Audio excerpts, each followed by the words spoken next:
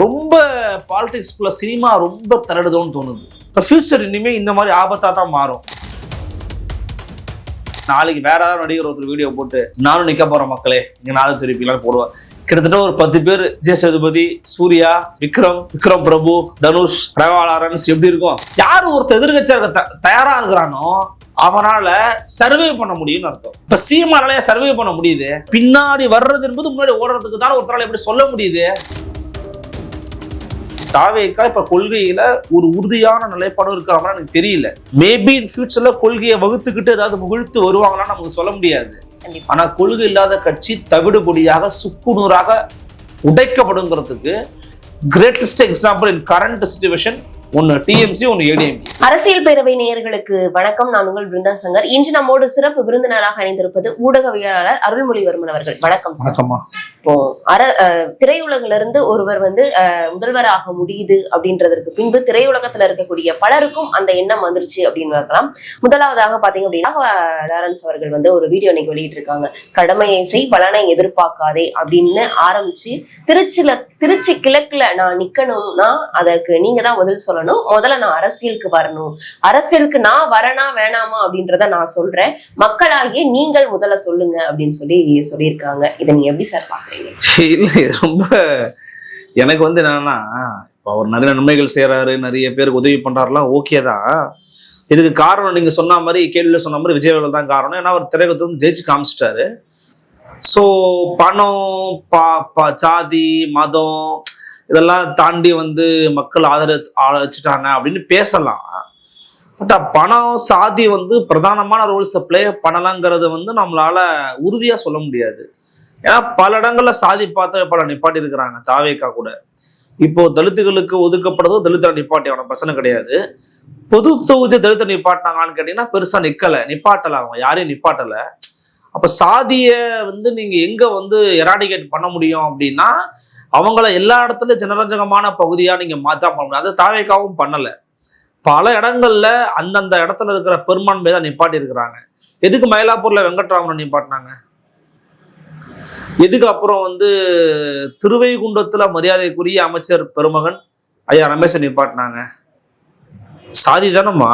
அப்புறம் கேஸ்ட் ஒரு பெரிய சில இடங்கள்ல அது பிளே பண்ணல, சில இடங்கள்ல பிளே இருந்தாலும் அந்த இடத்துல ஜாதி பார்க்கப்பட்டிருக்கா அப்படின்னா மிகப்பெரிய ஒரு கேள்விக்குறியா. இல்ல நான் என்ன சொல்றேன், அவங்க பார்த்தாங்களா பார்க்கலையாங்கிறது வேற. நீங்க பாத்தீங்களா பார்க்கலையா, அந்த மேட்டர் நீங்க நிராகரிக்க முடியாது. இன்னொன்னு, மக்கள் அதை பார்க்கலன்னு நீங்க சொல்லவும் முடியாது. அது நீங்க நடந்துருதா நீங்க சொல்லலாம். பட் ஓவராலா மக்கள்கிட்ட போய் கேட்கும் போது விசிலுக்கு போட்ட விஜய்க்கு போட்டோன்னு சொல்றாங்க. ஓகே ஃபைன், அது ஒரு பக்கம் இருக்கட்டும். இப்ப நீங்க வர்றதா வேணாமான்றதை பத்தி நீங்க தானே பேசுறதுக்கு மக்கள் பேசணும்.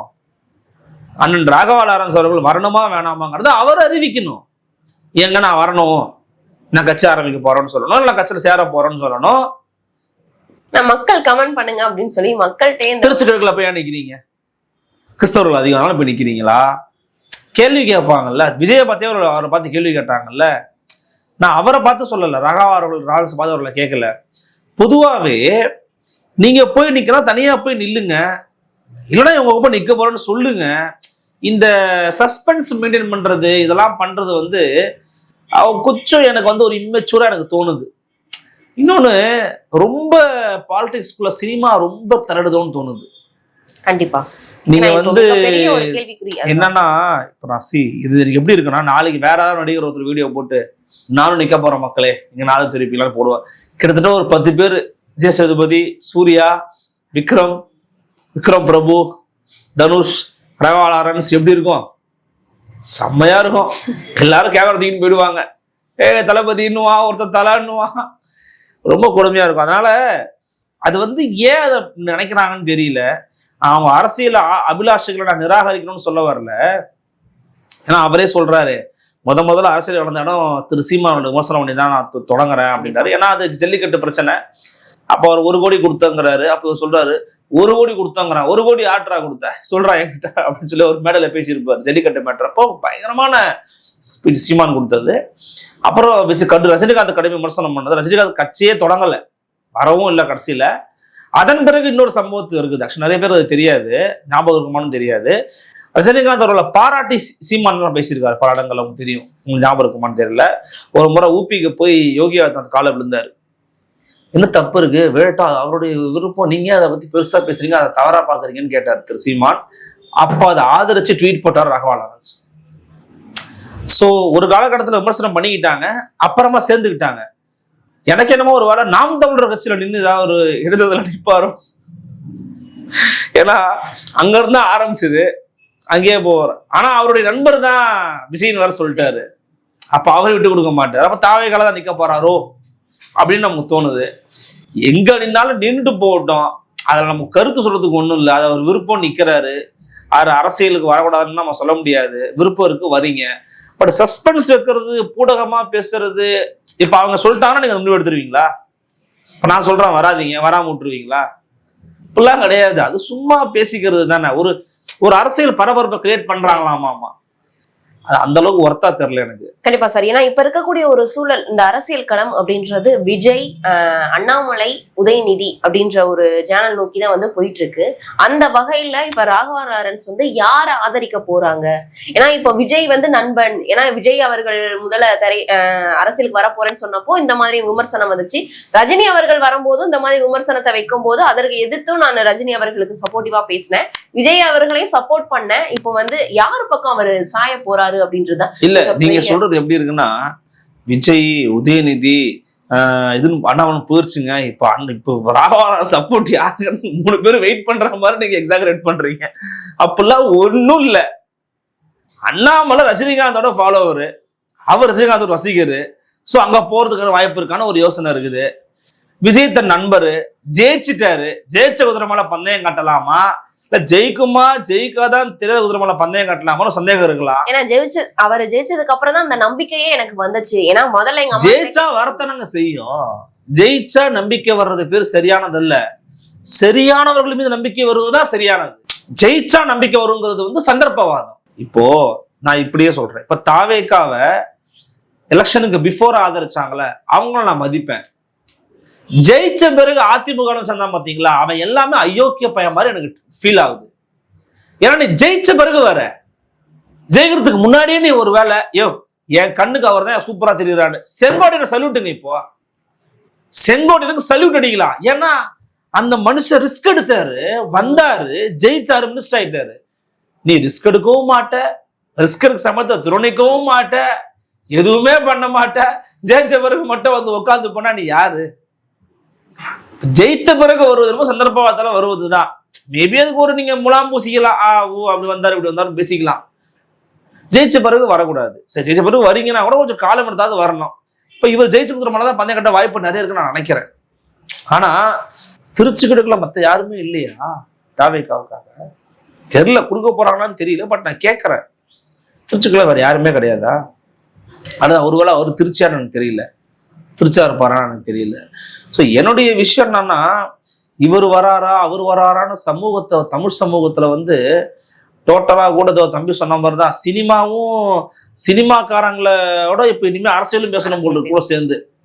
கால ஒரு மீம் பார்த்தேன், 2051 நம்ம பிரதீப் ராகவன் சிஎம் தமிழ் ஒரு போஸ்ட் ஒண்ணு பார்த்தோமா, நானு ஷாக்கிங்கா இருந்துச்சு எனக்கு. ஒரு தூக்கி கிட்ட தான் ஒருத்தன் போட்டிருந்தான், 51 எங்க அண்ணன் தான் சிஎம்னு இது வச்சிருந்தான், ஸ்டேட்டஸ் எல்லாம் கூட வச்சிருந்தான். அப்ப எனக்கு என்னன்னா அவங்க ரொம்ப அங்க அதை சொன்னேன், நீங்க சிரிக்கிறீங்க, நம்ம சிரிக்கிறோம், அவன் சிரிக்க போறான்னு போல எனக்கு தோணுது. 51 எங்க தலைவர் வரும்போது சிரிக்க, நான் உங்களை பார்க்க தானே போறேன்னு. நான் அப்பெல்லாம் ரொம்ப தாத்தாவா இருப்பேன் சொல்றேன். அப்ப என்னன்னா நடிகர்கள் வந்து திரையுலகத்திலிருந்து இதுக்கு வர்றதுக்கு வந்து ஒரு வாய்ப்பா அமைச்சிட்டாரு. ஏன்னா வெற்றியை கொடுத்துட்டாரு. ஆனா அந்த வெற்றிக்கு காரணம் என்னங்கிறது அவங்க யாருக்குமே தெரியல. திமுகவுக்கு இன்னைக்குதான் தெரியுது என்ன காரணம் அப்படின்னு. அந்த ஒரு அபிலாஷையை வந்து ஒரு ஆதர்ச நாயகனா தரிசிப்பது அப்படிங்கிறது வந்து விஜயை தாண்டி வேற யாருக்கும் நடக்கல. கண்டிப்பா விஜய் வந்து சொன்னது ஒரு விஷயம் உண்மை, நீங்க எல்லாம் வீட்டுக்குள்ள இனிமேதான் போகணும், நான் வீட்டுக்குள்ள ஏற்கனவே போயிட்டேன். அது உண்மைதானே. போய் ஒரு ஒரு ஒரு அம்மாட்ட போய் நான் ஒரு பைட் எடுக்கிறதுக்காக போறோம், என்னம்மா ப்ரெஸ் மீட்டே கொடுக்கணும், எதுக்கு ப்ரெஸ் மீட் கொடுக்கணும், என்னத்த கொடுக்கணும் தம்பி, அதை கொடுக்க வேணாம் போப்பா, நாம இந்த 1000 ரூபா தான் போட்டு 2500 ரூபா போடுவாருப்பா, எல்லாம் டைம் கேட்டார்ல தம்பி போடுவாரு, கூட்டம் நம்மளை அடிச்சு போட்டு வாங்கி போட்டுருக்கு கேள்வி கேட்கறவங்க. அப்ப அந்த அளவுக்கு பெண்கள் மத்தியில, இளைஞர்கள் மத்தியில ஒரு தாக்கத்தை ஏற்படுத்திட்டாரு விஜய். இப்ப அதை நீங்க உடைக்கணும், மாத்தணும்னா நீங்க நிறைய வேலை செய்யணும். திமுகவுக்கு, அதிமுகவுக்கு, அண்ணாமலைக்கு, சீமானுக்குலாம் சொல்றேன், அதிக வேலையை செய்யணும். வேலை செய்யறதா எப்பவுமே கஷ்டம். எப்பயுமே எதிர்கட்சியா இருக்கிறதா கஷ்டம். யாரு ஒருத்தர் எதிர்கட்சியா இருக்க தயாரா இருக்கிறானோ அவனால சர்வே பண்ண முடியும்னு அர்த்தம். இப்ப சீமானால சர்வே பண்ண முடியுது. 8 நாளா குறையட்டும், இந்த நாளை நான் வந்து, அதாவது பின்னாடி வர்றது என்பது முன்னாடி ஓடுறதுக்கு தான் ஒருத்தரால எப்படி சொல்ல முடியுது? அந்த தைரியம் இருக்கு, தன்னம்பிக்கை இருக்கு, கொள்கை இருக்குது, பிடிமானம் இருக்குதுன்னு சொல்ல முடியுது. எப்பவுமே ஞாபகம் வச்சுக்கோங்க, நான் வந்து பழிக்கிறதுக்காக சொல்லல. இப்ப தாவேக்கா இப்ப கொள்கையில ஒரு உறுதியான நிலைப்பாடு இருக்காம எனக்கு தெரியல. மேபி இன் ஃபியூச்சர்ல கொள்கையை வகுத்துக்கிட்டு ஏதாவது முகிழ்த்து வருவாங்களான்னு நமக்கு சொல்ல முடியாது. ஆனா கொள்கை இல்லாத கட்சி தவிடுபடியாக சுக்குநூறாக உடைக்கப்படுங்கிறதுக்கு greatest example in current situation ஒன்னு டிஎம்சி, ஒன்னு ஏடிஎம்கே. மேற்கு வங்கத்துல செங்கலா உருவிட்டான் பிஜேபி. எப்படி உருவனா? உங்ககிட்ட கொள்கையே கிடையாது. மமதாவை நமக்கு பிடிக்கும் தான், ஆனா மமதா பானர்ஜியுடைய ஆக்ஷன்ஸ் மேல வந்த ஈர்ப்பை தாண்டி வேற எதுவுமே இல்லை. இன்னும் வெளிப்படையா சொன்னோம்னா அவங்க ஒரு அப்பர் காஸ்ட் ஆள் தான் அவங்க பானர்ஜி அப்படிங்கிறதே. இங்க ஜெயலலிதா இருந்த மாதிரி ஏன் அதிமுக அன்னைக்கு வந்து நிராயுத பணியா இருக்குது, உருகி போய்கிட்டு இருக்கு மெழுகுவர்த்தி மாதிரினா, அங்க உங்கள்கிட்ட கொள்கை கோட்பாடே கிடையாது. எதை வச்சு நீங்க உங்க தொண்டனை நீங்க பிடிமானமா நிப்பீங்க? சீமான்ட்ட நம்ம தோத்துட்டோம்ப்பா, இதுக்காக நிக்கணும், நம்ம தமிழ் தேசத்துக்காக நிக்கணும்ப்பான்னு அவன் வந்து நிப்பான். திமுக தோத்துட்டோம்ப்பா, நம்ம திராவிடத்துக்காக நிக்கணும்ப்பான்னு வந்து நிப்பான். பிஜேபி தோத்துட்டோம்ப்பா, நம்ம இந்துத்துவத்துக்காக நிக்கணும்ப்பான்னு நிப்பான். Even though that is wrong ideology for me. அப்ப அவன்கிட்ட ஏதோ ஒரு பிடிமானம் இருக்குல்ல, பிடிக்கிறதுக்கு எதுவுமே இல்லாம அண்ணனுக்காக நான் நிக்கிறேன், தளபதிக்காக நிக்கிறேன்னு இப்ப நீ நிப்ப. தளபதிக்கு அப்புறம் என்ன ஆகும் கட்சி? அவன் மொழியிலே கேட்கிறான். அப்ப அது ஒரு பிடிமானம் தேவை. அது என்ன இங்க? அது எதுவும் இல்லை இப்போ. அப்ப அதுதான் நம்ம கேள்வியை கேட்கிறோமே ஒழிய மற்றபடி நமக்கு ஒன்றும் வாய்க்கா தகராறா வம்பா ஒன்றும் கிடையாது. அப்போ இவரை போன்ற நபர்கள் அதை நோக்கி தான் நகருவாங்க. இப்ப இவருக்கு வந்து ஐடியாலஜி சார்ந்து நகரணும்னா இவர் எதுக்கு கருத்து கேட்கணும்? எனக்கு அந்த கொள்கையை பிடிச்சி நான் கொள்கையை நோக்கி நகரன்னு சொல்லணும்ல. இப்ப ஃபியூச்சர் இனிமே இந்த மாதிரி ஆபத்தா தான் மாறும். உங்க கொள்கையே இல்ல அப்படின்றதுதான் மக்கள் கையில ஒரு வேலை விட்டுட்டாரோ அப்படின்ற ஒரு எண்ணம் இல்ல. அதனாலதான் சொல்ல, அது மக்களை நீங்க விட்டுக்கணும். மக்களை விட சொல்ல வரல. உங்களுக்கு என்னங்க ஐடியா? உங்க திட்டம்னாங்க. நீ ஹூ ஆர் யூ? நீங்க என்ன மனநிலையோட வரீங்க? முதல்ல நான் உங்களை தான் நான் மதிப்பீடு செய்யணும். மக்களையே நான் மதிப்பீடு செய்யணும். மக்கள் 1000 மாதிரி கலவையோட இருப்பான். நீங்க எதோட வரீங்க தானே பார்க்கணும். அப்படி வரும்போது இவர்கிட்ட கொள்கை சார்ந்து இவர் இல்லைன்றது தெரியுது. கண்டிப்பா. இப்ப ஒருவேளை திருச்சி கிழக்குல லாரன்ஸ் அவர்கள் நின்று வெற்றி பெற்றார்கள், அதாவது தாவைக்கா சார்பாக அப்படின்றப்போ அந்த பட்சத்துல அந்த இடத்துல எப்படி இருக்கும் சார் அந்த கள நிலவரம்? அவ்வளவுதான், செம்மிலே வருவாரு. வேற என்னமா, வெற்றி பெறதான் வாய்ப்பு நிறைய இருக்குன்னு நினைக்கிறேன் நான் திருச்சி கிழக்குல. என்ன காரணம் லாரன்ஸ் வெற்றி பெறதற்கு? லாரன்ஸ் வெற்றி பெறது இல்ல. நாளைக்கு நீங்க நிக்கிறீங்களா? நீங்க இன்னைக்கு தாவைக்கா சார் நிக்க விருப்பம் இருக்கா உங்களுக்கு? சொல்லுங்க, நீங்களும் ஜெயிச்சிடலாம். உனக்கு விருப்பம் இருக்கா? ஜெயிச்சிடலாம். இன்னும் சில பல வேலைகள் அங்க பார்க்கணும். பார்த்தா ஜெயிச்சிடலாம். ஏன்னா நீ தாவேக்காவோட வைப் வந்து அங்க அவ்வளவு ரொம்ப அதிகமா இருக்குது. ஜெயிச்ச கட்சி தானேங்க திருப்பி எப்படி மக்கள் மாத்தி வாக்கு போடுவாங்க? விஜய் அவர்கள் நின்று ஜெயிச்ச கட்சி. இன்னைக்கு ஸ்டார் தொகுதிங்க, அது ஸ்டார் தொகுதி. தாவேக்கா சொல்லக்கூடாது, யார கை காட்டாலும் அது ஜெயிக்கும். அந்த நபர் பொருளாத கூட ஜெயிக்கும். அந்த அளவுக்கு சொல்றேன் நான். அதுன்னு சொன்னதுக்கு காரணம் அப்படிதான். சோ அந்த அளவுக்கு பவரா இருக்குது அங்க அந்த இடத்துல தாவேக்கா. விஜய் ஜெயிச்சிருக்கிறாரு. விஜய் வந்து தாவேக்கா வந்து திருச்சிகளுக்கு தான் சூஸ் பண்ணுவாருன்னு நினைச்சேன் நான். பெரம்பூர் சூஸ் பண்ண மாட்டாருன்னு நினைச்சேன். பட் அவர் பெரம்பூர் தான் சூஸ் பண்ணாரு. மேபி பெரம்பூர் தொகுதி வந்து பார்த்துட்டு போறது வசதியாக இருக்கும் நினைக்கிறேன். பட் இன்னொரு பார்க்கல. ஏன் பார்க்கல அப்படின்னு தெரியல. திருச்சிகளுக்கு போயிட்டு வந்துட்டாரு. ஏன்னா அங்க ரிசைன் பண்ண போறாருல்ல, ஒரு இதயம்னு சொல்லிட்டு வந்துட்டாரு. அந்த இதயத்தை கொஞ்சம் எங்கேயும் பார்த்தீங்கன்னா நல்லா இருக்கும் தலைவரை அப்படின்னு நம்ம கேட்டுக்கிறோம். இதுக்கு முன்னாடி நீங்க சொன்னீங்க சார், அரசியலே திரையுலகம் நோக்கிதான் நகருது அப்படின்னு சொல்லிட்டு. இப்போ வரும் காலங்கள்ல அது வந்து முழுமையாக மாறுமா அப்படின்றது மிகப்பெரிய இல்ல. இது வந்து நம்ம என்னன்னா வர வர போன பழைய விஷயத்த சொன்னாலே பயமா இருக்குது. எம்ஜிஆருக்கு அப்புறம் நிறைய பேர் வந்தாங்க. டிஆர் வந்தாரு, பாக்யராஜ் வந்தாரு, அப்புறம் சரத்குமார் வந்தாரு, நவரச நாயகன் கார்த்திக் வந்தாரு, அப்புறம் விஜயகாந்த் எல்லாம் வந்தாரு. விஜயகாந்தால கொஞ்சம் சர்வே பண்ணாரு. மற்ற சொன்னாலும் தோத்தி தான் போனாங்க. அப்போ அத மாதிரியான சூழல், அத புளிய பார்த்து போல சூடு போட்டுக்கிற கதைன்னு சொல்லுவாங்க. விஜய் வந்து ஒரு உச்சத்துக்கு போயிட்டு உச்ச நடிகருங்க, ஒரு சாதாரணமான ஆள் கிடையாதுங்க. திரையுலகத்துல 4 நூற்றாண்டு கால உழைப்ப கொட்டினவருங்க. அதன் மூலமா தன்னை பரிணமிச்சு மாத்திக்கிட்டவரு. அதனால ஒரு துளியில கூட நம்ம மாற்றுக்கிறது கிடையாது. அவ்வளவு உழைப்பு இருக்குது விஜய்க்கு திரையுலகத்துல. பட் அந்த உழைப்பை இங்க அறுவடை பண்ணிட்டாரு. அதுக்கு தமிழ்நாடுகிறவங்க தயாரா இருந்திருக்குது. வாராசா நீ வாயா நான் போடுறேன்னு தயாரா இருந்திருக்குது. அந்த அளவுக்கு இங்க பண்ணி வச்சிருக்காங்க. கொடுமை. அந்த கொடுமையை பார்த்த மக்கள் போட்டா போதும் குத்தி விட்டாங்க, மொத்தமா குத்திட்டாங்க. அப்போ 2 விஷயம் இருக்கு. அவரோட வருகை, அவருடைய இது ஒன்று பிளஸா இருந்தாலும் இருக்கிற எக்ஸிஸ்டிங்கான பிளேயர்ஸ் வந்து ரொம்ப ஒஸ்ட் பிளேயர்ஸா இருந்தாங்க. இது எப்படின்னா, ஒரு கிரிக்கெட்டை வந்து கம்பேர் பண்ணி சொல்லுவாங்க. இந்தியன் கிரிக்கெட் டீம் வந்து நல்ல பலமான ஒரு டீமா தானே இருந்திருக்குது. இப்போ ஃபார் எக்ஸாம்பிள் ஒரு காலகட்டத்திலலாம் வந்து பார்த்தீங்கன்னா வேர்ல்டு கப் ரொம்ப ரொம்ப மோசமா தோத்தோம். டிராவிட், விவிஎஸ் லக்ஷ்மண, சேவாக்கு, கைஃப் எல்லாம் இருந்த காலகட்டம். அப்ப தோக்கும்போது சொன்னாங்கன்னா, அதாவது எதிராளி வந்து பெஸ்ட் பெர்ஃபார்மன்ஸ் பண்ண தோக்கடிக்கலடா, நீங்க மொக்க பெர்ஃபார்மன்ஸ் பண்ணிட்டு இருக்கீங்கடா, அதனால தோத்து போயிட்டு இருக்கீங்கன்னுவாங்க. ஒரு சின்ன டீம் தோக்கடிச்சிருக்கும், ஒரு பெர்முடா, ஒரு பங்களாதேஷ். என்ன காரணம்னா, அவங்க பெஸ்ட் பெர்ஃபார்மன்ஸ் பண்றாங்களோ இல்லையோ, நீ ரொம்ப மொக்க பெர்ஃபார்மன்ஸ் பண்ணிக்கிட்டு இருக்க. அது மாதிரி நடந்திருக்குது இப்ப. அதுக்காக இவங்களை ரொம்ப அந்த அளவுக்கு நான் உயர்த்தி பேசுற திமுக அதிமுகவை. ஏன்னா இன்னைக்கு சில பேர் சொல்றாங்க திமுகவும் அதிமுகவும் 2 பேரும் ஒண்ணுதான் சில பேர் பேசிக்கிட்டு இருக்காங்க. அதெல்லாம் இன்னைக்குதான் எங்களுக்கு தெரியுமா, ஏற்கனவே தெரியும்.